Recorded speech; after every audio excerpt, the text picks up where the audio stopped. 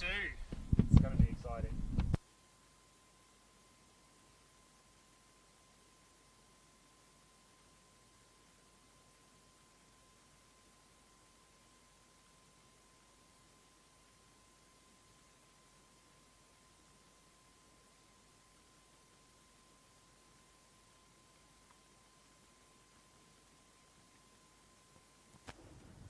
One, two. Is that...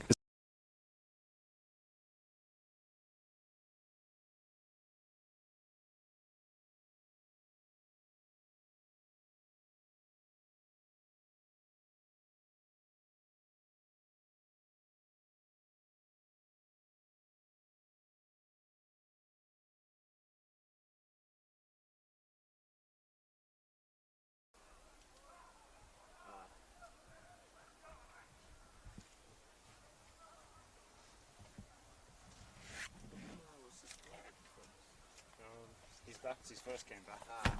Oh, it was only one game. He's had two. Yeah, that's right. Two. Do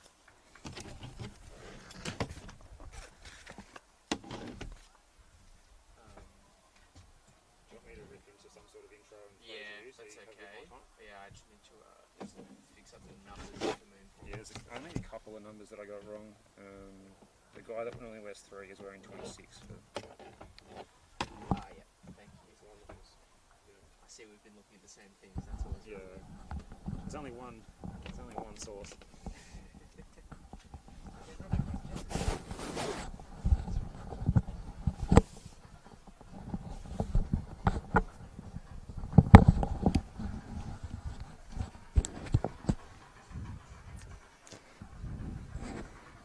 All right, yes. Australia Cup, Victorian section, round 7.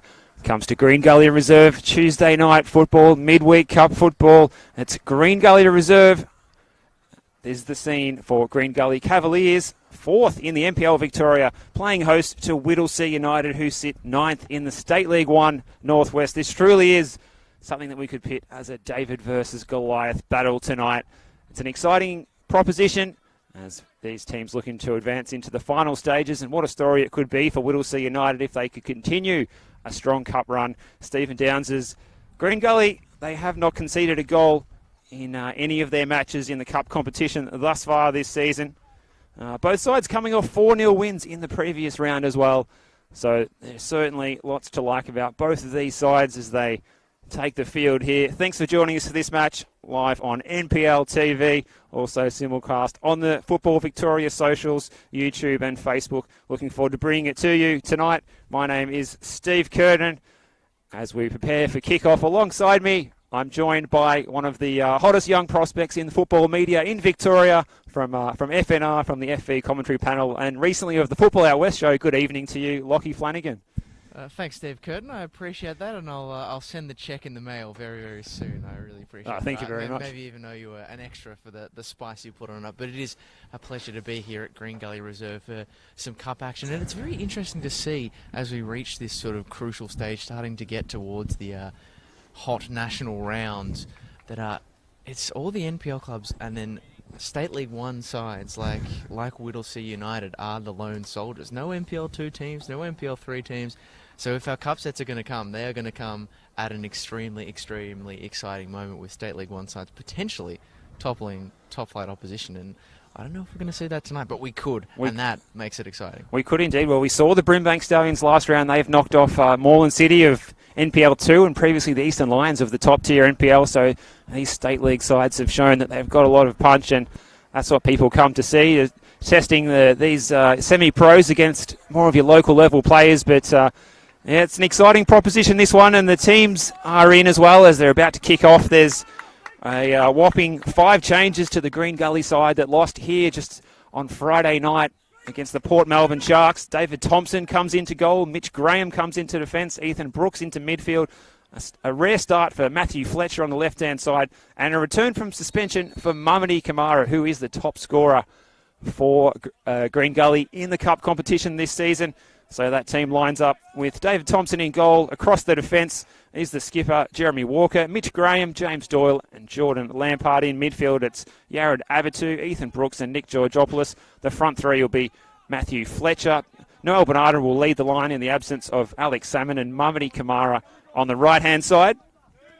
And for the visiting Whittlesea United, as the first free kick of the match goes the way of the Cavaliers, and Yaron Abatu has stayed down, but play is going to continue. As we were saying, for the visitors, Whittlesea United in their red kit tonight, playing from the right to the left of your screen. The captain is Nejdet Sahin. The goalkeeper is Gabriel Matti. And the other outfield players, Sonia Kul, Abdu Bakir Kapar, Baron Asia, Jama Boss, Baki Efe, Amit Tura. There's nearly a chance already, Lockie, we've seen there. We'll just get through the rest of those players. Matthew Simyonovsky, Emre Desoglu, and Mert Tuna are the other players in the starting 11 for the visitors tonight. Look, we're always gambling on a cup set, always hoping for one in this competition, but it must be frustrating if you are Whittlesea United, seeing Green Gully make so many changes, and yet their side is still so strong. Absolutely. Georgopoulos' corner. It's nodded away, and here's one of those changes. Brooks getting onto the ball here. Abatu. Out wide. It goes into the corner.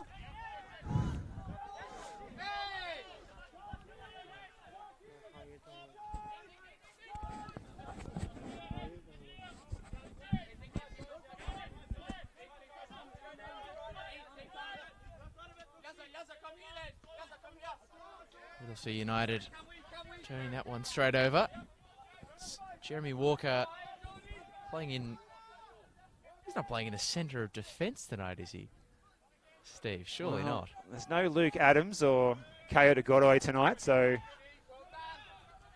Mitch Graham looks like he's lining up at right back. And we have seen Jeremy Walker slide into the central role before when situation calls upon it. Now here's Lampard out wide on the left. He's looking to get in a ball very early towards Noel Bernardo, who was on the end of a cross here to score the only goal for Gully on Friday night.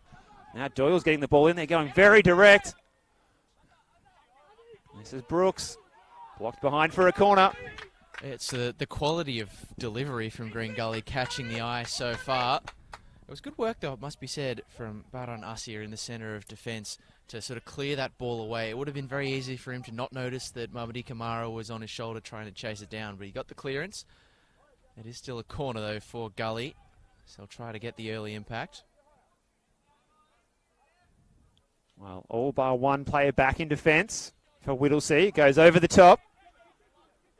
There's a foot race, and Simonovsky charged out of the fence, and the ball goes up onto the roof of the club rooms. And we're going to have a throw to the men in red, Whittlesea United. Of course, they had that fantastic win, 4-0 against Upfield in their last match in the Cup back in May at their home turf on Mosaic Reserve. And what a good venue that is as well for football. Brand new pavilion there. It looks excellent there in Laylaw. Yeah, absolutely. It looked really, really impressive on the night. As that ball gets cleared away, it's controlled well. Tura going to ground there. Tura up front. And it's, you know what, the thing is, regardless of the result this evening, this is Whittlesea's best ever run in the Cup, making it through to round 7. So that they'll be wrapped either way. It would make it even sweeter, though, if they were able to spring an upset tonight. And one player I'll be keeping my eye on, if they are going to do that, is the number 7. We can see him making the march over on this broadcast side at the moment, Jammer Boss, who some people who watched the NPL Victoria last year may remember played a handful of games for St Albans Saints and didn't score, but certainly caught the eye with both his playing ability and just his legal name as well. Got another interesting fact about him as well, which you might know too, Steve, but we'll save it for now. Well, looks like Mamadi Kamara, who normally operates down the right-hand side for Green Gully, is making tracks down the left, leaving vapor trails behind him. He's coming in hot after that suspension, after missing a couple of weeks.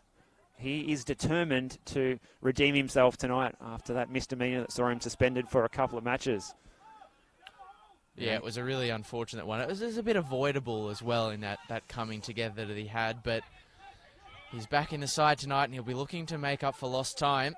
He is Green Gully's leading scorer. Well, the ball was won well back there by Effie, and here is that man you speak of, Lockie Boss, getting onto his left foot. Will he take the shot? Has he got options inside? He just dinks it over the top, and the keeper tonight getting a turn for Green Gully. He's been biding his time on the bench. 34-year-old David Thompson just watches that one sail over his head.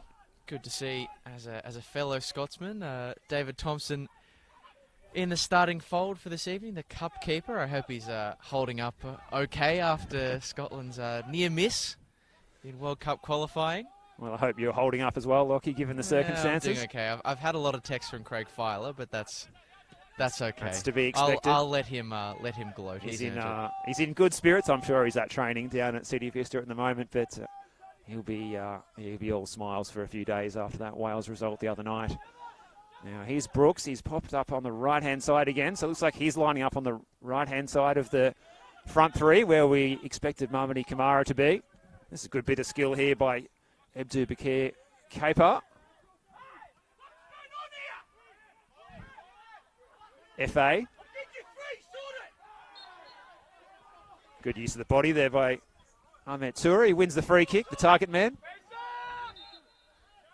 I don't want them to fall victim to the commentator's curse, but I think they are growing into the game a little bit here. Just after the first sort of 2 to 3 minutes where they had to clear away quite a few deliciously whipped balls into the box by Green Gully's wide players, they've just settled. They've been able to construct a few things in possession and win a few free kicks. And I singled him out early, and I'm glad I did it. The timing was perfect because Jammer Boss, what a what a mazy run that was down the left. And for a brief second there, I think even David Thompson thought that little dinked effort looping over the top might have caught him off guard. Absolutely, Lockie. I think it's a matter of weathering that early storm, and they've done that, and now it's their turn, because it's the kind of game where you could perhaps see just one attack could lead to a goal. Well, they've already mounted one attack anyway, so they've shown what they can do in transition, winning the ball in the middle of the field. And Baki FA, who did win the ball and supply it to Jammer Boss. Well, that was effective, and here's FA again, but he lets it run for his teammate. Jammer Boss trying to pick up the ball again. Can we expand on the career of Jammer Boss a little bit more, maybe? Is it too early in the game to talk a bit about him? I think he's right in front of our commentary position here as well. I think it's worth mentioning. So not only is he a former St Albans Saint, how's this ball going to sit? It might spill. Nope, they're able to get the clearance. That's a hefty clearance at that. Yeah, well done. Another good clearance from us here in the centre of defence for Whittlesea. But not only is he a former NPL Victoria player, but he's also a one-time capped Somali international, which was this year. Often back those in sort of March. caps are years ago, but it was this year in a 2-1 loss to Eswatini in AFCON qualifying. Graham playing it in for Georgopoulos. That was his big chance for Nick Georgopoulos. Mamadi Kamara thought he might have kept it in, but he didn't. Yeah, Eswatini, formerly Swaziland. And perhaps we'll see some more caps for Jammer Boss in the Somali national team, perhaps, Lockie, coming up later in the year. I think that is one of the consistently good features of Victorian football as well, I would say. There's a lot of the NPL Victoria players who are able to sort of get selection for different national teams, maybe more obscure national teams where we might be used to seeing it, which is always really good. Another free kick one here. We haven't mentioned our match referee tonight, Pascalis Natis. He was the man in the middle. And not the first free kick that they've won. And I'm sure they're going to be looking to try their luck on set pieces tonight. If you watch their game against Upfield, their first 2 goals came from set piece situations, albeit the first one was from the spot kick, but the second one was from a free kick that was hammered in by Radiv Saglam. He's on the bench tonight. This one's going to float high and handsome, though. We'll go through those subs for you as well. On the bench for Green Gully, Liam Driscoll, Luke Jago, Justin Spiteri, Nick Giarizzo and Stefan Stoicheski. And for the visitors, Hakan Karaslan, Mohammed Al-Turkmani, that man we just mentioned who delivered that vicious free kick against Upfield, Ridvan Saglam. Also, Mangor Dul, who scored a double in that particular match, and Kadir Yagshi.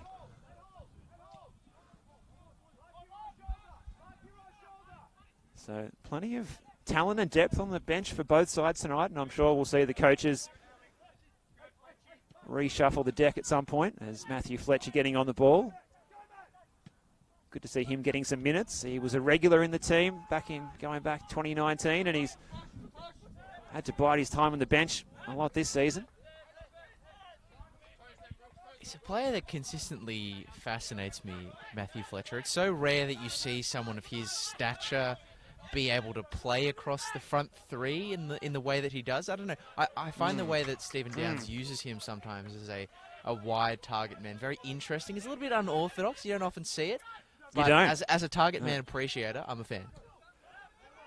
I just think as a taller individual, I appreciate it as well. I think it's good to see. It's nice to know you're not just shoehorned into goalkeeper, centre back, central or striker. defence. Exactly. Yeah. Exactly. And that season in 2019, he scored a bunch of goals as well. He was, he scored as many goals as a central forward. I think pretty much he's close to double figures. It's not easy when you have to work alongside the likes of Noel Bernarda and Alex Salmon, though. Of course, Salmon not available this evening. Yeah, we think Alex Salmon just allowed to let the groin issue that he's been encountering this season have a bit of a rest tonight. So sensible from Stephen Downs to do that when you've got the depth in the squad that you have. Now, Jammer Boss is playing a delightful ball here to Backy FA. He's looking to get there in front of James Doyle as the rain just starts to fall at Green Gully Reserve. Here's Jammer Boss trying to show Mitch Graham a clean pair of heels, but Graham comes away with the ball. Does the Gully youngster. Another one of those players who's had to bide his time on the bench, getting a chance tonight in the Cup team. Which is good to see these players getting a chance to try and show their wares and perhaps stake their claim for a spot in their regular side on the weekend.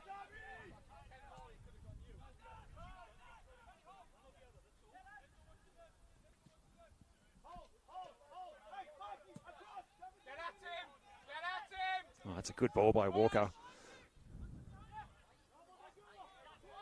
FA.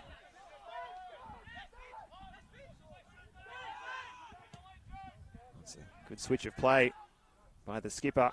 Sahin finds its target too. Oh, that pass doesn't though. Yared Abatu, who's been in really good form, the former Adelaide United midfielder at Green Gully Reserve lately. Here's Fletcher playing the ball in for Brooks, and it was hit too long, and it runs all the way through easily to Gabriel Matto. Yeah, I think he made the wrong call, Matty Fletcher, on that occasion. He had obviously the run of Brooks to his right-hand side, which he was trying to reward, but if he went for the little outside of the foot pass or maybe tried to trust the left a little bit more, he could have worked it through to Noel Bernarda, who'd worked a little bit of a gap in between the centre-backs, and maybe just not picking the right pass on that particular occasion. But yeah, Whittlesea continuing to show they're not completely overawed by the occasion. Well, they've set up very well tonight, and they're breaking even at the moment for me, which is really good to see from the neutral observer's point of view. Well, the whistle's gone there. Pascalis Nardis deciding on that occasion not to play advantage for Whittlesea United, which I'll say is a real shame, not just because there could have been an attacking break on, but predominantly because of the exquisite touch we just saw from Amatura. He just plucked that ball out of the sky. Oh, that man has magnetic boots. Yeah, you've got to reward that. You've got to let play continue if a player is doing that sort of thing. Now, here they come forward again and looking for that man again. The big number 9, Amatura.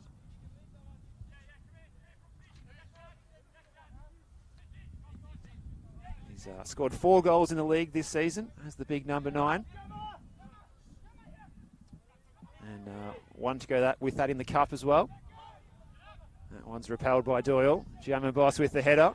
Straight to Mamadi Kamara. Georgopoulos galloping down the left. But Kamara's going to come inside and go. He's a bit of given a 50-50 ball there. But Abatu had no problems winning it back. Lampard past the healthy crowd gathered on that far side. Kamara skips over the tackle. Can he keep the ball in? Well, right on the chalk. Georgopoulos in space. Will he fire the shot? He does, Georgopoulos, and just wide. Well, it actually took a touch. So Gully will earn themselves a corner kick. It's those moments they have to be really, really alert to. Whittlesea can just be sliced open in transition so easily. Nick Georgopoulos has had a few big chances slip him by. I wonder how many more times Green Gully as a collective will do that. I dare say not that many. Not too many. Now, they've got the big man forward here. The corner's going to be taken by that man, Nick Georgopoulos. There's the back post. Keeper is the call. You heard it through our effects mic, and flicked over by Venata, and it just goes wide of the post, which was well watched behind. Another advocate for man on the post there defending. I think there wasn't just one man on the post, there was two. They had nearly a full wall just guarding that line. Fair enough, I guess the keeper was advanced. And the other thing as well is it's not just the attacking prowess in transition that Gully have got on offer. They're a very good side at defending leads. So really, it's the kind of game where Whittlesea almost have to score first, because I think it's 7 clean sheets that Gully have kept this season over the course of the NPL Victoria. That's without even mentioning their stats. And they haven't conceded a goal in the cup as at well. all. Yes, exactly. So that's need good to score going. first. It's an absolute must.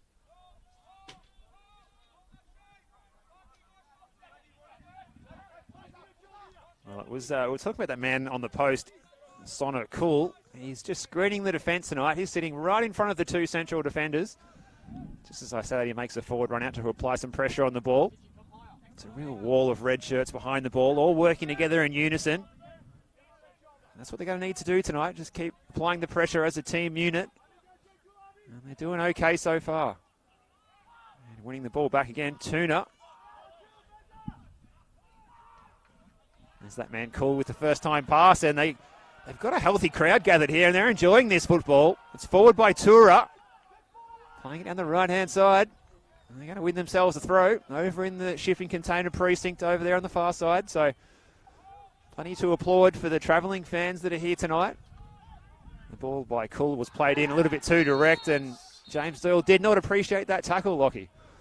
And I think the yellow card against Mertuna, a fair call from Pascal Asnatis. He did absolutely fly in. I guess he saw a 50-50 there potentially to be won, but got the timing all wrong.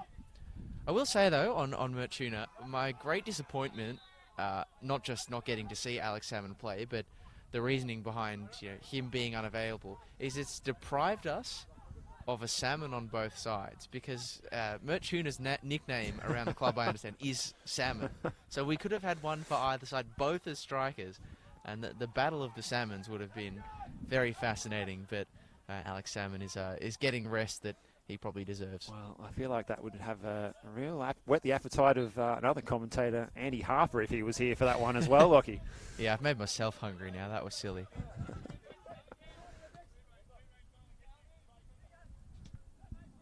He's spawning at both ends of the pitch. Now, Avatu just taking his time. Green Gully being forced to go left, right, trying to find a way through. This is a really good defensive block by Whittlesea at the moment. Graham, Georgopoulos, and, well, Whittlesea are going to win the ball back here. Plaudits from the coach. I mean, it's especially tight, Steve. We saw in that possession just the way in which it was almost like a wall of 4. They took out both of the striking options they had further forward. Jammer Boss dropped in, and it was kind of like a line of 4 defenders and then a line of 6 midfielders. That is densely packed, as Mati has turned this over to Mabadi Kamara in some space as he tries to dazzle down the left-hand side. Here he comes, and the cutback is wide of the upright from Matt Fletcher.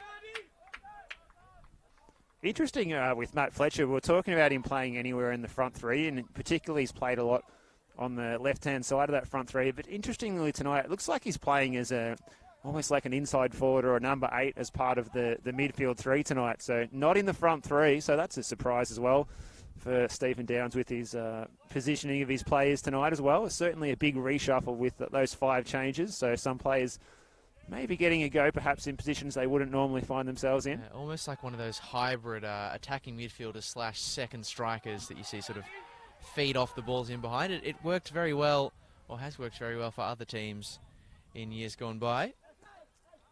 Green Gully will have a throw. Walker. Georgopoulos, nice ball in behind for Brooks, who drives towards the line. Can he find a man in the middle? Mutty spilled it. And it's an unfortunate own goal to open the scoring. That is cruel on Whittlesea United. Gab Matty will not want to watch that back. But after the ball in from Brooks, the Hume defence turned it into their own net. We know how good they are at defending leads, Green Gully. The cup set standing on shaky ground at the moment.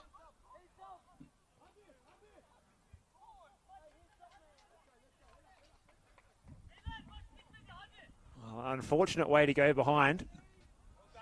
Green Gully don't mind.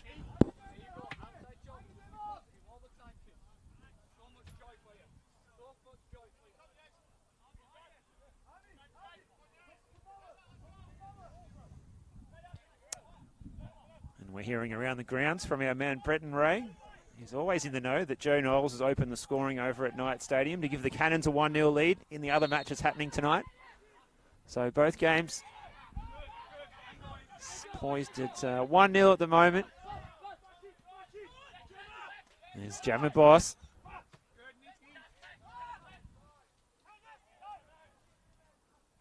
Good play here again by Tuna, playing it out wide. Looking for Desoglu.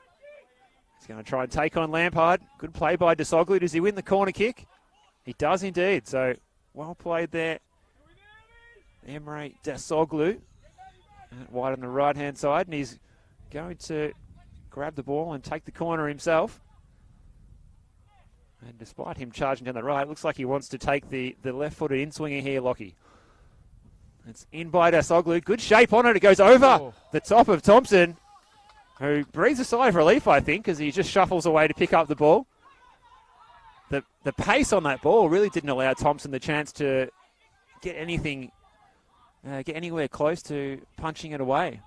Well, not only that, but we'll see United players convinced that took a touch on the way through, either from goalkeeper David Thompson or from an unsuspecting Gully defender. And a corner has been awarded, so we'll see with their tails up. The counterpoint to, I said that perhaps the cup set standing on shaky ground given how good Green Gully are defensively. The counterpoint to maybe that more pessimistic approach is if Whittlesea can score, if they can be the first team to do it against Gully in the Australia Cup so far, that would give them an immense amount of belief, and I'm sure those fans who did make a good early noise would spring back in. Absolutely right. Now, Desoglu, he drives the corner across. It goes over everybody this time. Abatu's going to pick it up and try and play it forward. Here's Brooks looking to go past his man. He does it with consummate ease. Does Ethan Brooks. He's got Georgopoulos charging through the middle, or Bernardo to his left. Now Graham is on the overlap now from fullback. Georgopoulos comes inside. Gets the 1-2 off Fletcher. Bernardo with a little bit too much flair there. They're going to come again. Have too much flair, Steve, sorry. Here's Brooks. Onto the left at the curler. It's far too high, though. Really leant back too much on that one. And there's plenty of encouragement coming from Steve Laurie, the assistant coach for Gully tonight, from the technical area, as always.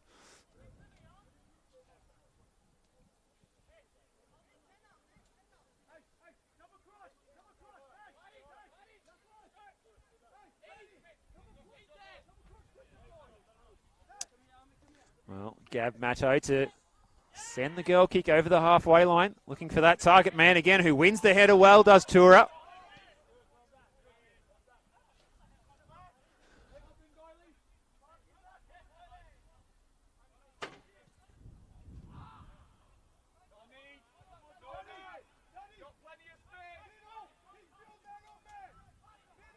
Well, one thing I like, Lockie, from Whittlesea United, they haven't dropped their heads since going behind at all. You often see clubs coming in from a lower standing, and the first goal might really take the wind out of the sails. It hasn't reduced the amount of fight that they've shown at all since they went behind. They've just kept playing as if it were 0-0. Tuna, who's been busy so far. Comes all the way back. This is Abdubakir Kapar for Boss. Brooks with the steal. He's been a live wire for Gully so far, in his chance to start on the right flank. Here's Walker, the deputy central defender. Doyle looking to get forward in a hurry. And his pass is good to find Mamadi Kamara. Bernarda's going to have to stretch too far to reach that one, though. Now forward by FA. He can turn and face forward and try and... Well, his pass was aimed towards Jammer Boss. It was good run in behind, but the pass wasn't quite precise enough.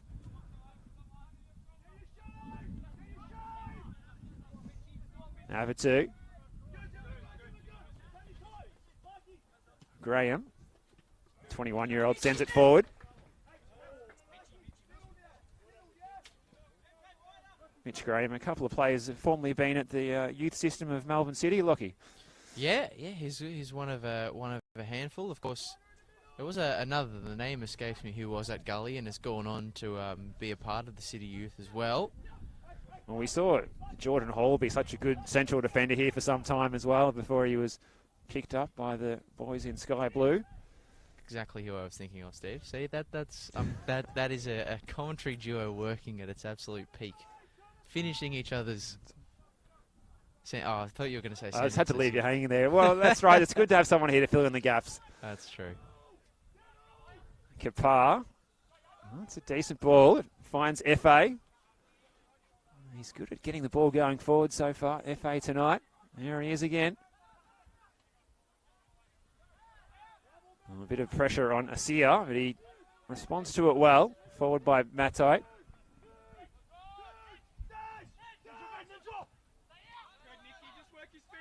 Well, good bit of possession here. Good turn there by Baki FA. Kapar gets through one set of legs almost. The Boss comes inside again now. This is good play. Forward again by Tura, and it's just offside against Kapar. Abdu Bakir Kapar getting forward from left back. It was an enterprising run, Lockie. Yeah, and I have to say I really like what I'm seeing from Whittlesea in possession. Like teams are playing at a lower level than their opponents. You often expect them to just be sort of at the mercy of the team they're playing against and limited to chances on the counter-attack. But when they actually have the ball at feet, Whittlesea are actually doing quite a good job to construct moves. And in particular, I'm liking the job that Ahmed Toure is doing as a striker, dropping off the front line to sort of help construct moves, and players can attack the space in behind. And there he was on the ball, winning it back, though swiftly dealt with by Yared Abatu. Yeah, I like what I've seen as well from a Whittlesea United point of view, and it's surprising to think that the run of form that they're in, they haven't had a win for quite a few weeks. They find themselves in 9th in State League 1 Northwest, which it's a tricky division. But the way they played tonight, you'd think that they would be more at the top of the table than almost threatening to fall into relegation places. Now, Jammer Boss is going to send this ball forward. Didn't have enough legs. Doyle forward to Bernarda, the little bounce pass. Kamara, ball got stuck under his feet. Well, Green Gully are more than happy just to play patiently once they get 1-0 up, that's for sure. But Whittlesea United will know that. Now, Bernardo is going to get forward now, just as I say that. Cutting it back. Goes across towards Brooks, who's going to try his luck. Again, didn't get over the top of the ball enough to keep it under the crossbar height. Well, just as I was saying that they don't mind sitting on the 1-0 lead to Green Gully, they went forward full gusto at the goal there. Well, the thing is, the actual construction of moves so far this evening for Green Gully has, as you would rightly expect it to be, pretty straightforward. They've done quite well to create openings, but it has been that sort of most important part, which is putting them away, that has eluded them. I mean, the only time they have been able to find the back of the net so far tonight is through the aid of the Whittlesea defence. And it was, being able to watch it back on the replay, mightily unfortunate. Gav Matty just tipping it on to one of his defensive teammates. I think it might have been Baran Asia, who just didn't know anything about it, and it looped back over the top of the goal, and Mati couldn't double back enough quick, or couldn't double back quick enough to deal with it. Just Yes. again, particularly because it came at a time where the game was completely balanced, it felt particularly cruel. It did, and the football gods here at Keilor Downs were not shining down on the boys in red at that time. But maybe their luck will even out, because the way they're playing, they deserve maybe a bit of a lucky break themselves. They've got the ball forward just as much as Gully. They haven't enjoyed the same amount of possession, but when they break, they go pretty quickly. Jammer Boss, who's, as we've said, he's a Somali international. He's played at NPL level with St Albans Saints last year, and got a lot of experience in New Zealand, where he's played for no less than 4 different clubs in the New Zealand League as well. That'll be a free kick to Ethan Brooks.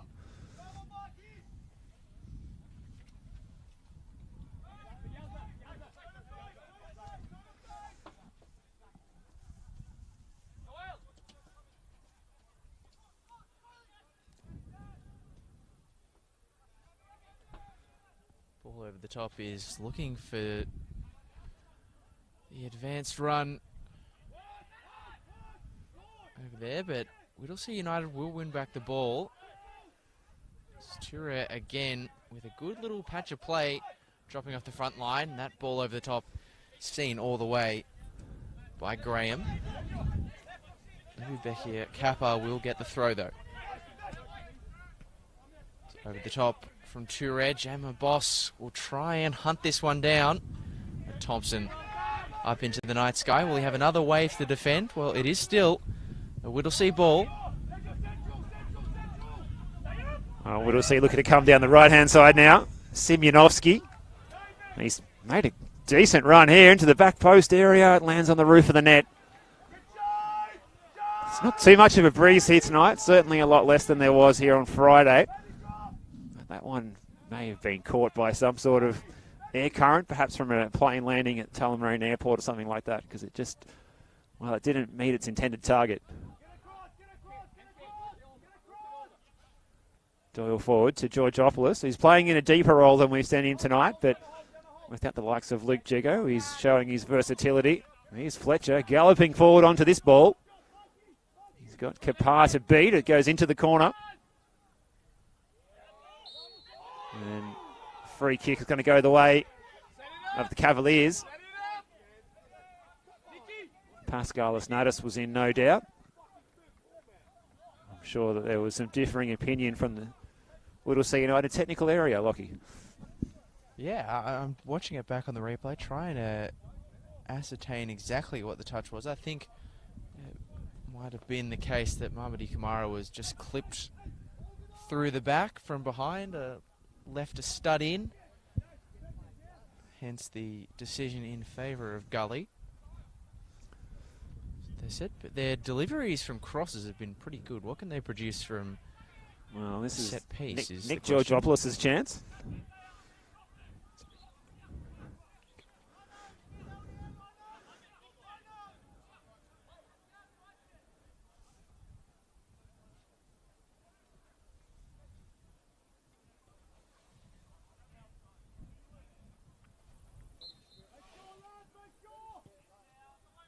It's in by Georgopoulos, aimed at Doyle. Bernarda's looking for the spectacular. Charged down by 2 players in red shirts. Still he goes, Noel Bernarda. Georgopoulos getting in on the act, plays it inside. And the corner kick will go the way of Green Gully once again.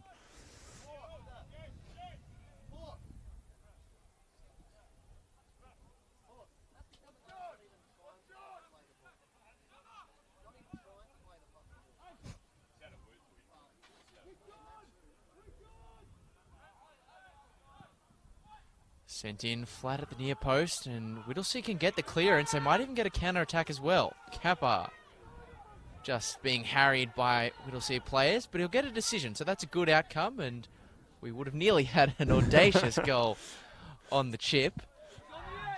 There's a bit of nastiness out there, Lockie.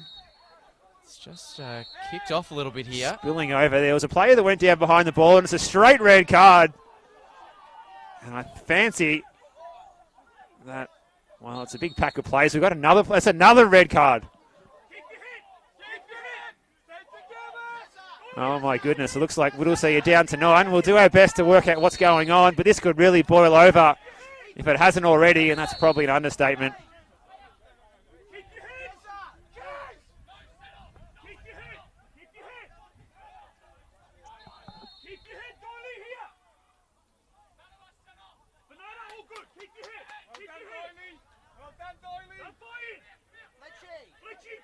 Well, to say it's all kicked off, Lockie, is probably a wild understatement.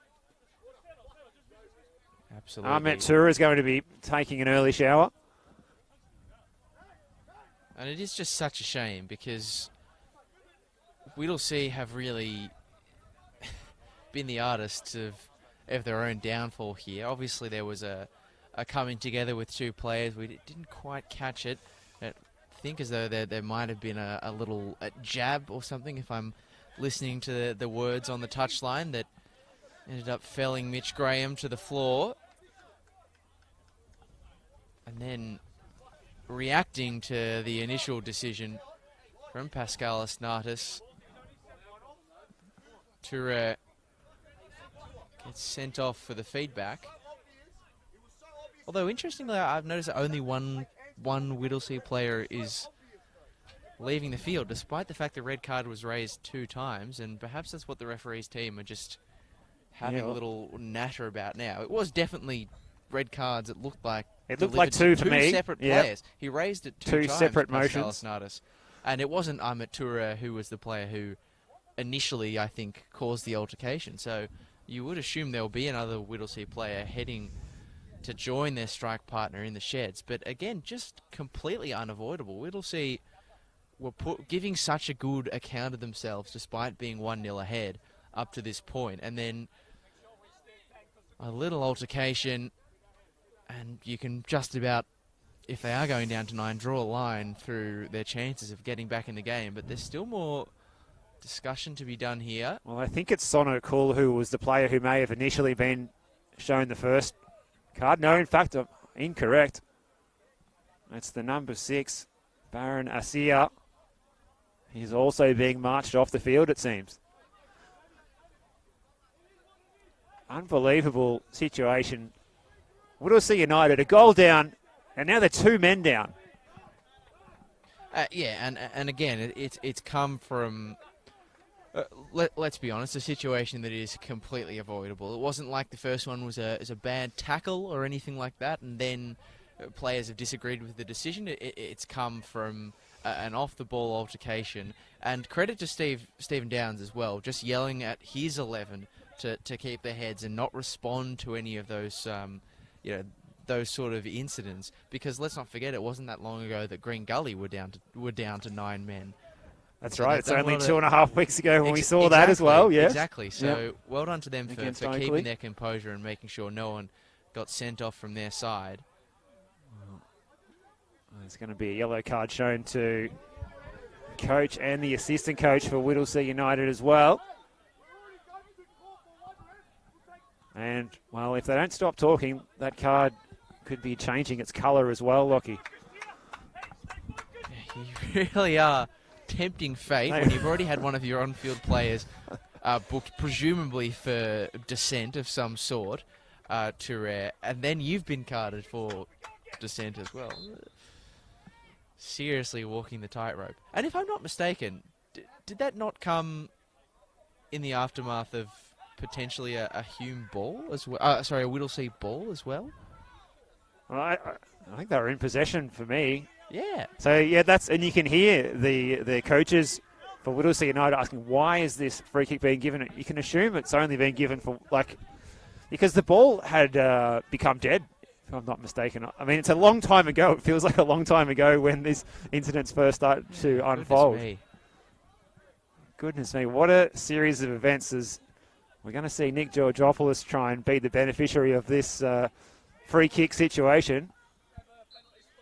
He's being given orders to place it onto the penalty spot. He finds the head of Brooks.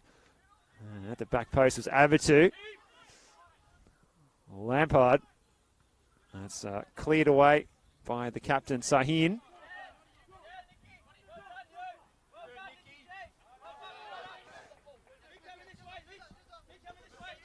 5 minutes to go to half time. The game's taken a real turn.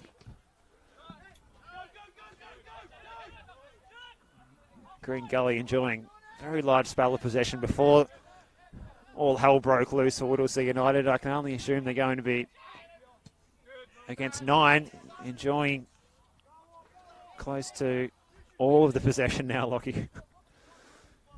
Yeah, and again, I know it feels like an age ago, but before that interchange, before that exchange between the Whittlesea players and the Green Gully 11, Whittlesea were creating as good a chances as they were getting. They were showing capability on the ball, and a big part of that was the involvement of Ahmet Toure, but now he's gone, and they're going to be up against it for the remainder of this game, as that shot is seen all the way by Gab Mati.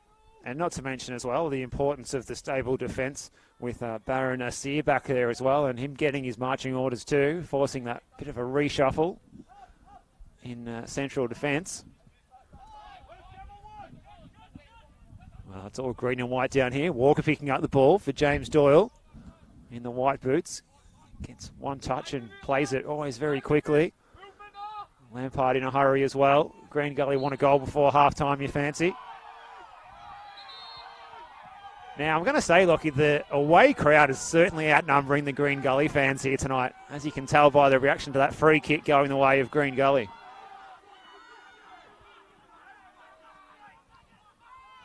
And full credit to Whittlesea United for getting along so many players on a cold Tuesday night to come across to Green Gully Reserve here and outnumber the Green Gully fans at their own ground. It's a credit to them.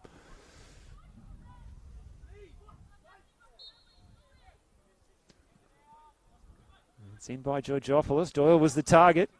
Jammer Boss. He's got no one ahead of him. Had his heels clipped there, and they'll win the free kick. Well, that was not the correct blade of grass. That was some very swift and wholehearted ironic jeering from those same Whittlesea fans you were just talking about on the far side. As you said, it is quite an achievement for them to be able to outnumber Gully fans on the Cavaliers' home turf. Perhaps Gully fans just expecting to win this one, perhaps. But that's never a good approach. You should support your team regardless of when they're playing, through thick or thin. And I'm sure plenty of them will have been perturbed by the weather and the air temperature. And so if you are listening or watching in on the NPL.tv or Facebook coverage of the Australia Cup, hope you're nice and warm at home. Absolutely right. And wow, that's a clever dummy by Jammer Boss. He looked to run onto it himself. A little bit too slick to get to, even at his pace. As I was going to say, Lockie, unlike on our usual weekend matches, we're actually interactive tonight. So if you want to get in the Facebook comments, if you got an observation on the game, Brenton Ray's had a couple. We might even read them out, perhaps. I'll say, yeah, from my experience of doing the Nike Cup last week, the comments absolutely make these broadcasts what they are. So please do leave your comments and let us know where you're watching from, or what you think about what you're watching. Look at this skill from Brooks. And again, blocked away well by Baki F.A. He's been one of the bright lights for Whittlesea United so far tonight. The first half that's gone relatively quickly. You look up and there's only a minute of regular time left in the first half.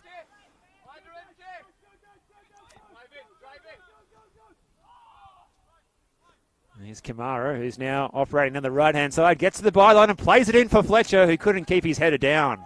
Yeah, the timing of the jump was just a little bit wrong there in the end. He sort of met the ball on the way up. You know, he was jumping up as the ball was coming down, and really when you time it like that, all you can really do is pump it over the top of the crossbar. Can't ever really hope to get it on target, but it's funny, we were talking about because I noticed you mentioned Bucky Efe. You were talking about the positional versatility. I'll come back to that in a second. If we'll see. I know they're able to work this clear. Obviously, Matthew Fletcher playing in behind, can play across the front three. Bucky Efe, though, I think this is almost better. He is obviously playing central defence, was in a midfield for a bit at the start of the game. He can also play striker. Fantastic. I love those players who can ride the duality of being a defender and being the leading line man. I mean, the 2018 season when Whittlesea won the State League 2 Northwest title, and which put them to where they are now. Bucky Efe, who, as we said, is currently centre-back, was their golden boot with 10 for the season. Sensational. Anywhere up the spine, really. Central defence, central midfield, up top.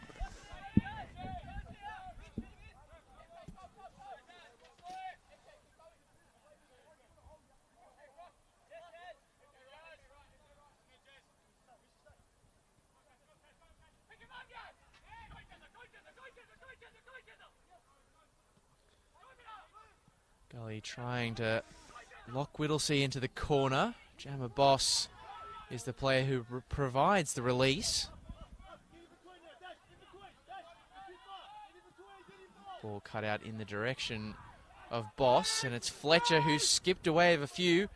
Heading down the left-hand side. Can he find a ball in the middle? It's wide of all the willing recipients.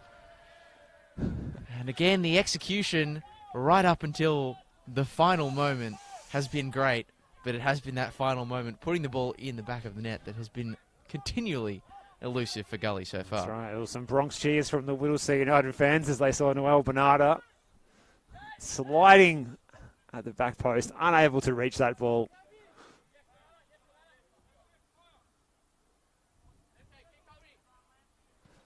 Gabriel Mate sending it forward.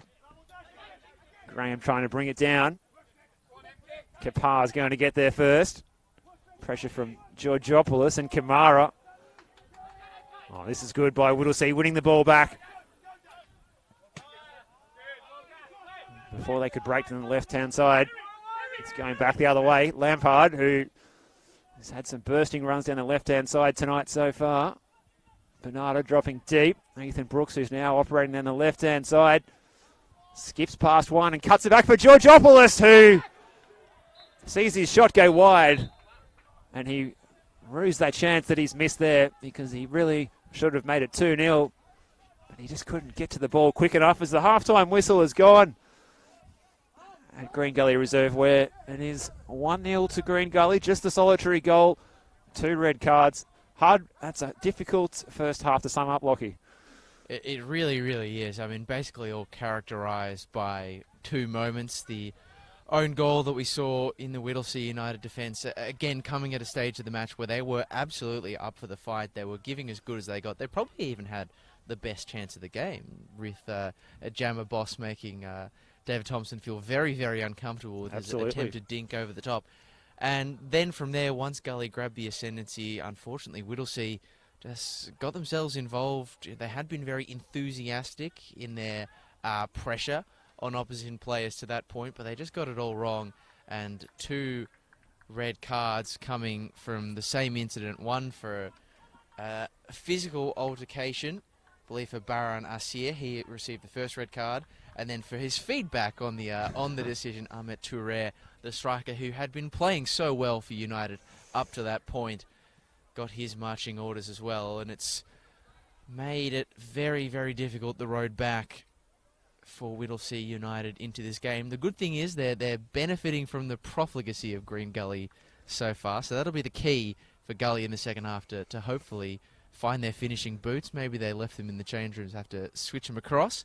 And if they can find that at half-time and come back out of the sheds, they might fancy themselves of putting a few away and getting the chance to maybe bring on some younger talents as well.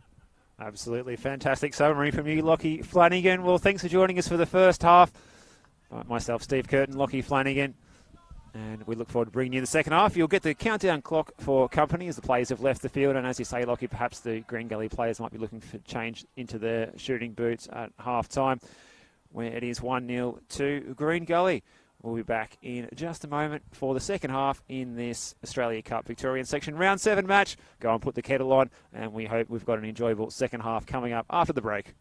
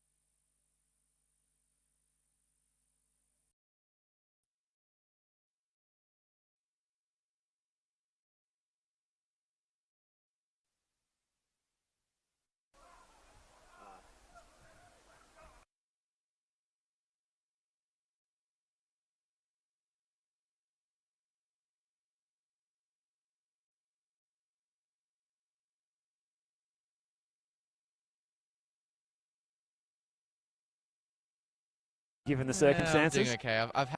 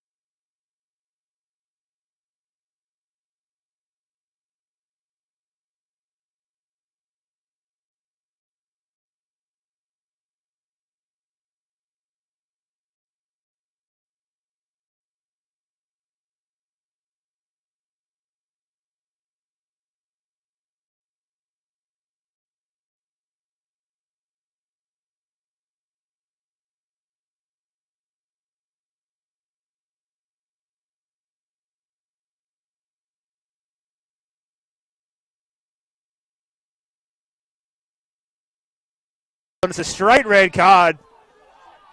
And I fancy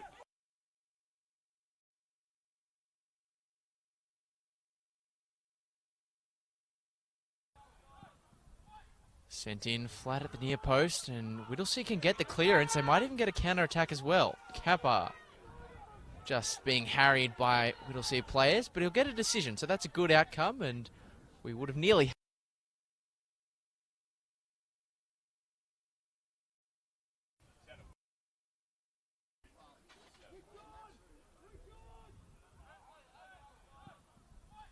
sent in flat at the near post, and Whittlesea can get the clearance. They might even get a counter-attack as well. Kappa just being harried by Whittlesea players, but he'll get a decision, so that's a good outcome, and we would have nearly had an audacious goal on the chip.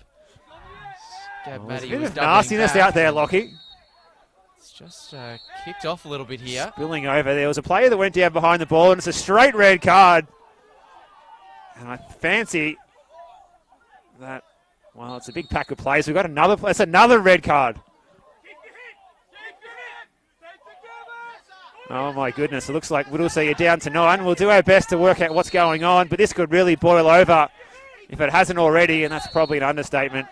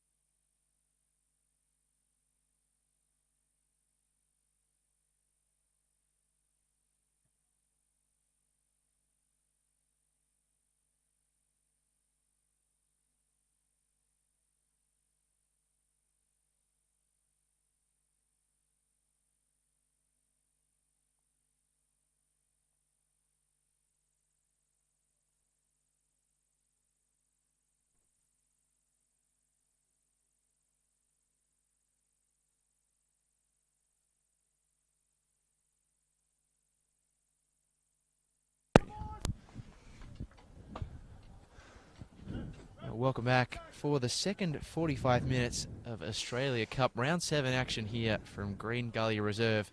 As we join you back at the break, welcome you back from your little tea break or whatever it was you were doing at the halftime.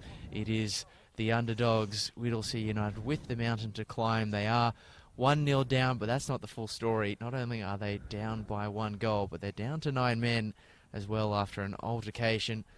Saw Pascalis Natis dish out red cards to Baran Asia and Ahmet Toure. So we always love a cup set. This one would be, I think I'd be ready to call it if it did happen, the most spectacular of all time. But at the moment, it is Green Gully with the control of the game, and they'll be hoping to make it more of a sure thing in the second 45. Taking you through it as we were in the first half, myself, Lockie Flanagan, and Steve Curtin. Steve, strange things always do happen at a rate of some frequency in Victorian football.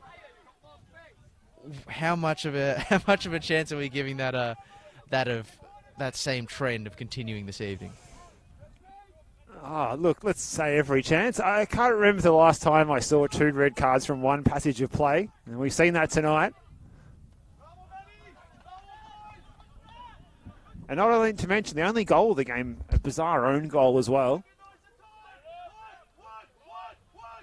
So it hasn't been your average evening at Green Gully Reserve like you would see at an NPL Victoria game. And I suppose that's part of the flavour of the Australia Cup and the mismatches and the different divisions coming together and facing off, the upsets that happen. That's part of the pizzazz that this competition brings. Brooks is going to blast this one across the face, and it's the latest in a succession balls at Green Gully have blasted across the face of the goal where there's been no one on hand at the back post to turn it in. Or if there has been, they've not been able to connect their outstretched foot with the ball. Yeah, absolutely nothing about this game so far has been normal, has been conventional, not least the profligacy we're seeing from Green Gully in front of goal. Of course, without Alex Salmon, who's being rested this evening.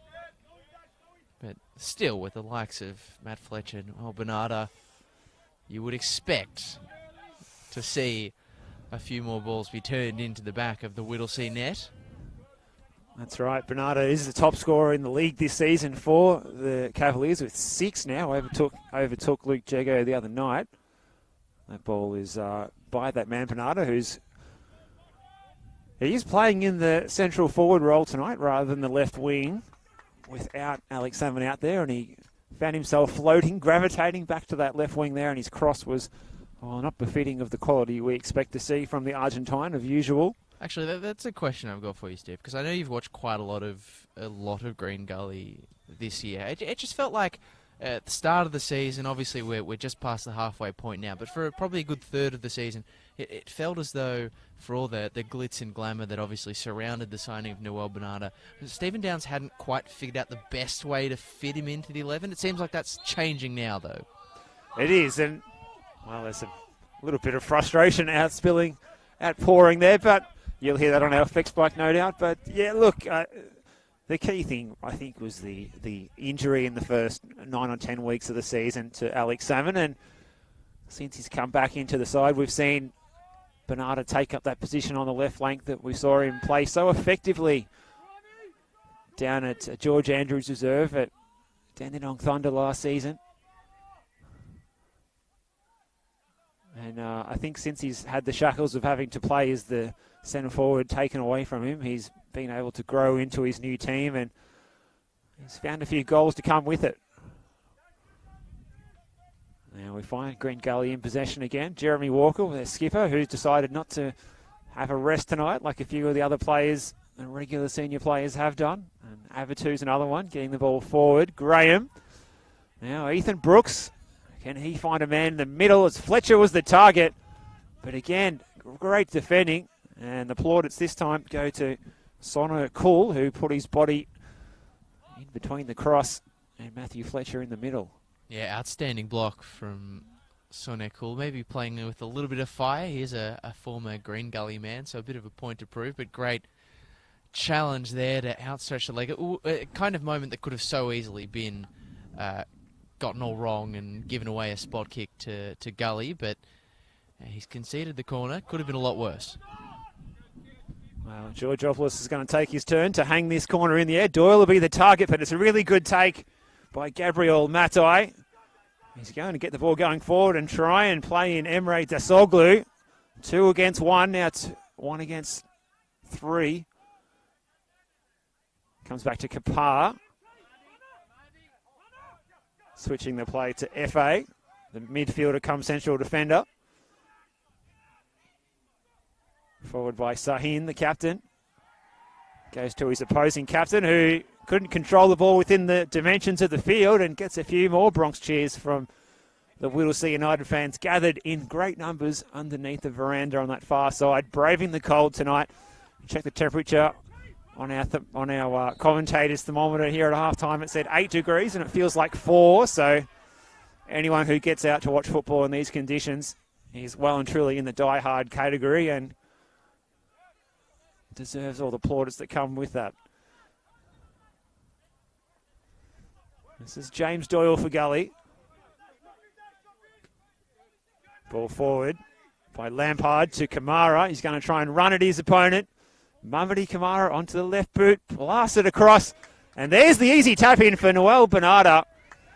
He finally gets on the end of that cross and scores the easiest goal that he's ever likely to score in his career, and it was laid on a plate by Mamadi Kamara. Back from suspension and back with the assist tonight. 2-0 to the Cavaliers. And Whittlesea United, 2 men down. Well, they might be just about out of sight now. Lockie Flanagan. Yeah, and I hope that at the full-time whistle, Noel Bernardo just maybe writes a nice little thank you note to Mamadi Kamara, because that was all the invention of the number 11 for Gully down that left flank, just dazzling. And we've talked about the amount of chances they've spurned. Well, it would have been almost impossible for a player of Noel Bernardo's quality to miss that one from point-blank range. I think it could have hit him and it would have still gone in. Exactly. Exactly. He could have messed it up, and he had enough angle of goal to work with that he could have very easily got it. But Mamadi Kamara, a player who's scored so many times in this competition for Gully, has now decided that, oh, that's gotten a bit boring, scoring 5. I'll set one up this time around. Absolutely. Now, it's a free kick in a good position. And we're saying the set pieces are going to be important. Well, it's probably about the only way that we're going to see Whittlesea United have a reasonable chance to find the back of the net. And could we even see a long-range shot from this distance, perhaps, Lockie? We'll wait and see. We've got 2 players over the ball. Looks like Mert Tuna, who won the free kick himself, is one of those players. The other one is Sona Cool. It will be Tuna who takes the shot from distance, and it stings the palms of David Thompson. A little bit of afters coming through as well, but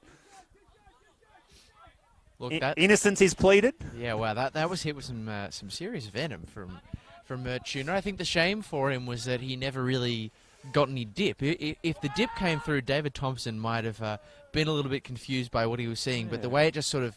Perhaps a bit of swerve left to right, perhaps. But the way it just sort of... It was hit with some authority, but it just sort of held a steady trajectory upwards, and I think that allowed David Thompson to just see it all the way. Well, here we go. Number 11's going at it again. Kamara, he might have missed his kick almost. Lampard inside to Georgiopoulos. He's forced back by that great defensive shape of the 9 men of Whittlesea United. There's the youngster Mitch Graham.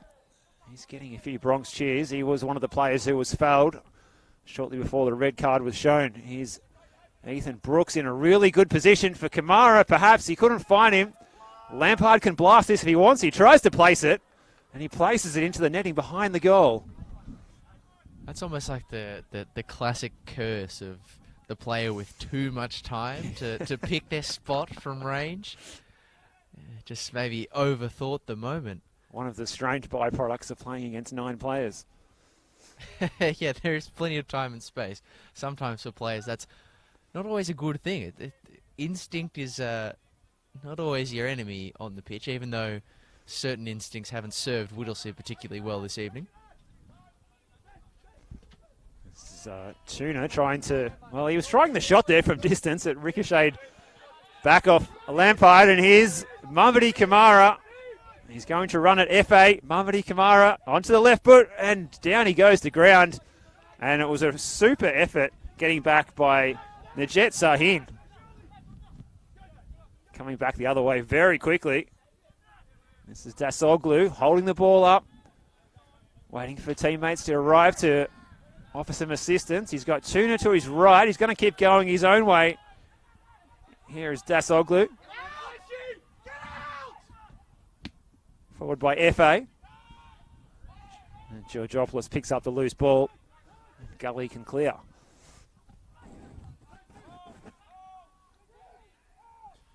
As we mentioned in the first half, Steve, the benefit, the unique quirk of having these Australia Cup games streamed both on NPL.tv but also on the Football Victoria pages is that the comments section is live. So please do leave your comments, and shout out to Craig Filer, who has asked if Whittlesea playing in the red and white.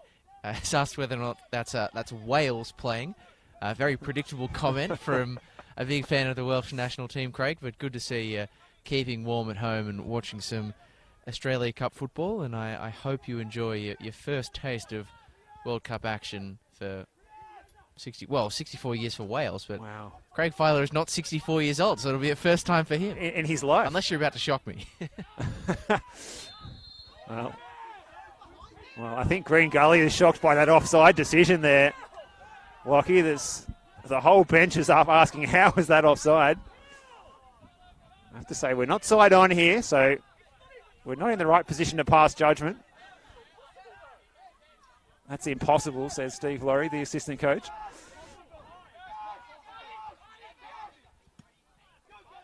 Well, Matai sends the ball forward quickly. Free header by Doyle. Nods it politely, almost, to Lampard.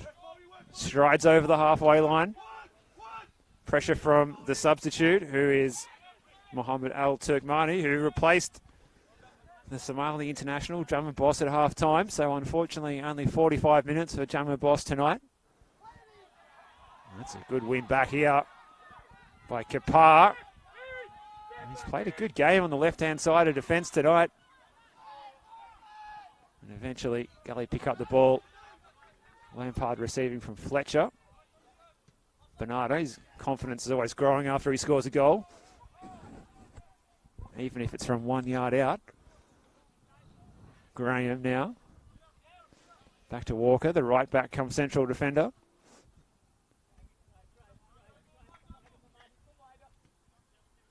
Georgopoulos, will he try his luck? Nick Georgopoulos, that was a rasping shot and a really, really good save there by Gabriel Matai. Yeah, he pinged that one. I think there's no other word to use. That is about as an appropriate use of a ping as you can possibly get. Absolutely. Georgopoulos just opening up with the right boot. He's had a few good chances now, Nick Georgopoulos. Even though he is playing in that deeper position in midfield, he can afford, with the man advantage, or men advantage in this case, to get forward and have a few pops from range. We'd like to see him bring a bit more goal scoring into his game, actually. Well, his corner comes in. It's Al-Turkmani getting it away. Georgopoulos again. This is Bernardo who's going to shoot from distance. It's ricocheted. Kamara. Matai comes out to claim. Does so on the second bite. You mentioned that Nick Georgopoulos looking to add some goals to his game. He doesn't yet have a goal this season in the league or the cup. So if there was ever a time to open your account for the season, Lockie, you'd think that tonight would be the night to do it, even if he's playing in a slightly deeper role, playing against the 9 men. Might be the chance. I'm sure that a lot of Green Gully players are also thinking the same thing, though. Yeah, and I'm still shocked in many ways that Nick Georgopoulos hasn't found himself as good of a club as Green Gully are, and they are top 4 in the NPL Victoria at the moment, that Nick Georgopoulos didn't ever find his way through to an A-League academy or anything like that. I know he was linked. I know he did have some trials as well with a few of the academies. Maybe just one of those young players coming through where the turn of the pandemic not quite well timed for a player of his age, but he's still got plenty of time as a rasping attempted drive from Lampard nowhere near the target in the end. Well, he had plenty of time then. That's true. But Yeah, look, he's still got time. Again, it's easy to forget that he's only 20 years of age. He did burst onto the scene quite impressively, Nick Georgopoulos, when he first came through in that 2019 season for Pascoe Vale. Yeah, I just feel like if you can finish the back end of the season strongly, feature maybe in the follow-up season, he might have a chance of finding his way back to the top level. Because I do think, especially on the ball, that he's got the ability. But that is just one man's opinion. No, he's a player that I'd like to pay my money to come and see as well. He's very good in the tight spaces. He's good. He has got a good long-range shot on him, and that's what we saw him probably grab the headlines in 2019 with Pascoe Vale when he took out the Young Player of the Year in the NPL Victoria competition. Also, Steve, just keeping up elsewhere with the Cup, the other game that we had going alongside ours tonight, an all NPL top flight affair between Melbourne Knights and Oakley Cannons at Summer Street, who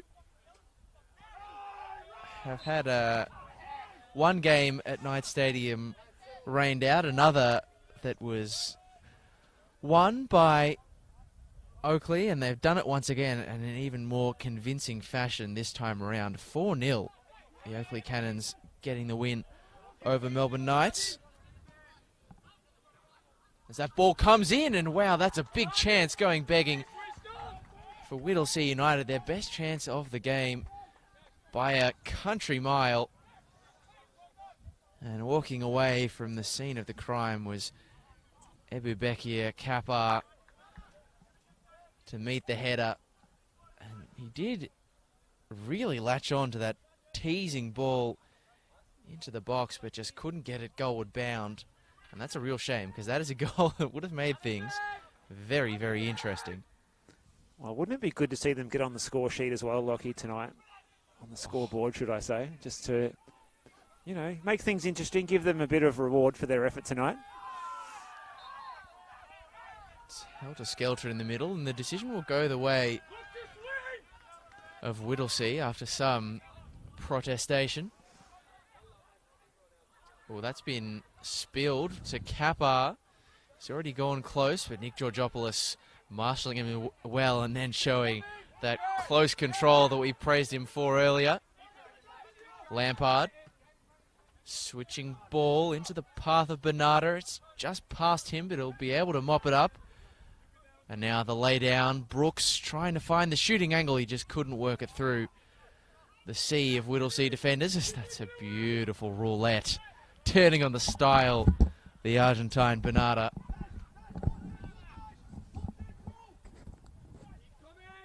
Georgopoulos.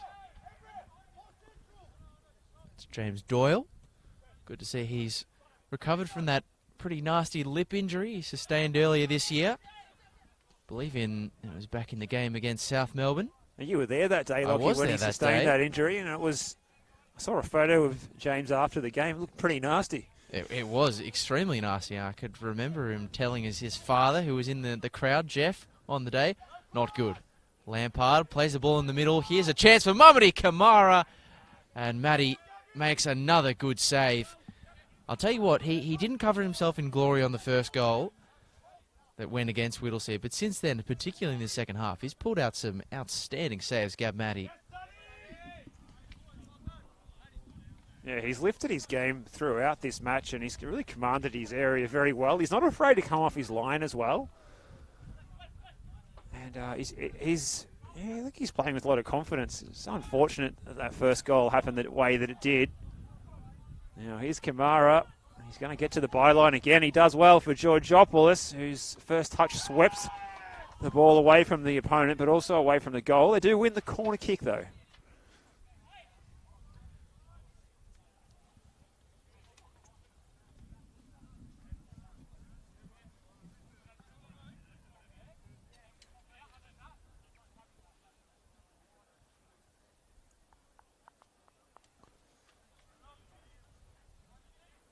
Well, Georgopoulos into the breeze with this one.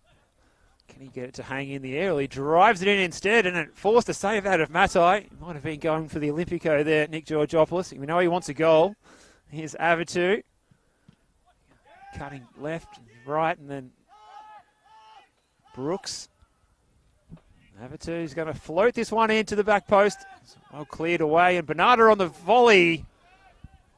Good body shape there to try and contort himself to get around that one and get the ball within the post, but it just went wide in the end. Yeah, it was close from Noel Bernarda. He scored some crackers previously at this venue, one in particular back in his old colours of red and black. I was going to say in a different strip, yes. That's true. As part of the reason that Gully was so interested in him, I dare say. That one just wide, though, would have been one to add to his long tally. Just burst onto the scene last year. And it wasn't just the volume of goals, it was the quality of them. He might have another chance here. Bernarda streaming down the left-hand side. Held up for a second and just got his feet all mixed up. El Turkmani is under pressure from Fletcher. He's wheeled around the big man and we'll get the free kick in his favour. Well played by the half-time substitute there, Mohammed El Turkmani. He's really looking to show his wares since coming on in central midfield at half-time. No changes for Stephen Downs yet, but I did see a certain Luke Jigo warming up a moment ago, which is probably not the best of news for Whittlesea United. 5 goals this season in NPL Victoria for the star midfielder from the Cavaliers.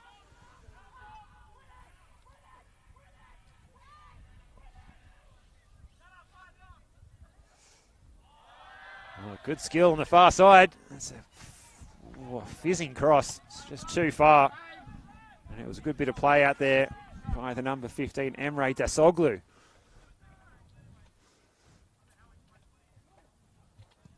Doyle coming forward with the ball for Ethan Brooks, who's got himself 2 goals in the cup this season. And the crowd is really getting involved, and it's good to see a bit of colour and noise at Victorian football matches, and tonight is no exception. Mamadi Kamara, he's been really busy down this left-hand side since half-time. Well, his touch gets away from him and allows an easy clearance for Whittlesea United. Ball smashed forward. And Gully come back with the ball through Georgopoulos. Lampard, who's certainly enjoying himself out there in the second half as well. There's Abatu. Oh, that's a great body feint. Well, he nearly got pulled down. Keeps his feet. Georgopoulos for Ethan Brooks. Bernarda now just trying to play their way through. Bernarda looking for Fletcher. It goes over his head. Now Georgopoulos, will he shoot from distance? He does. It's blocked behind. And it goes to Abatu after the block was by Tuna. Fletcher. Georgopoulos bouncing it around the edge of the key, Green Gully, and they get themselves another corner kick. Whittlesea United just making do with what they can and allowing Gully to have the ball in that area around 20 to 25 yards out from goal. And Gully not able to capitalise on it just yet. We're going to see another change for the visitors. And it looks like the man who, well, he got the assist with the free kick in the last match against Upfield in the last round. That's another good take by Matai.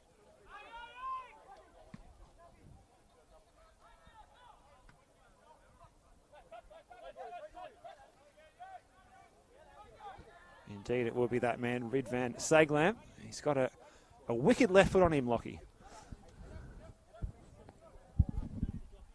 Indeed, he does. He's got decent pedigree as well. Old Rudy has had a handful of appearances in the NPL Victoria and probably in the VPL before that, playing with the likes of North Geelong, Brimbank, Heidelberg, and Melbourne Knights as well. So that's a pretty good CV. Some resume there. That is a pretty good CV. Played in the Turkish Third League as well. That is very impressive. Indeed, at the moment, for Saglam, it's just a moment of trying to keep warm until he gets out there and can run around a bit more. Looks like the other player we're going to see is Mangor Dul, who scored a double in the last match as well. So Some handy inclusions coming into the game. That's the end of the night for Mert Tuna. So there's now no salmon on the field at all, Lockie. Damn, that is a great shame. I'll say our Andy Harper fans will be disappointed.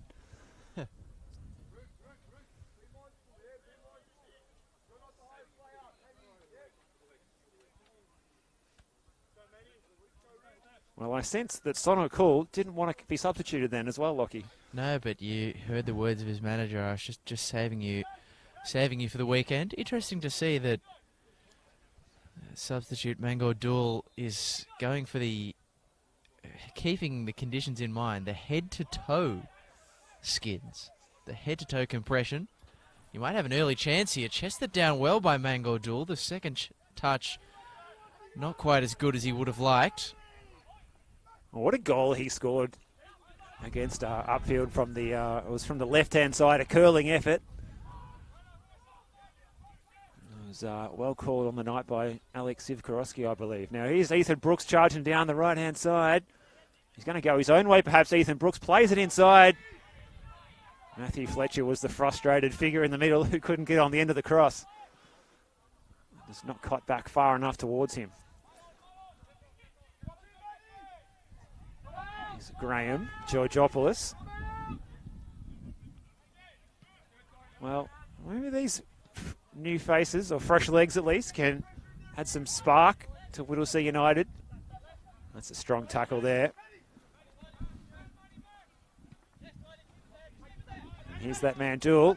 His first touch is good, and his second almost got by James Doyle, but Doyle had to be really on his game. I fancy he enjoyed winning the ball back there, did James Doyle. He's been lively early though, Mango Duel.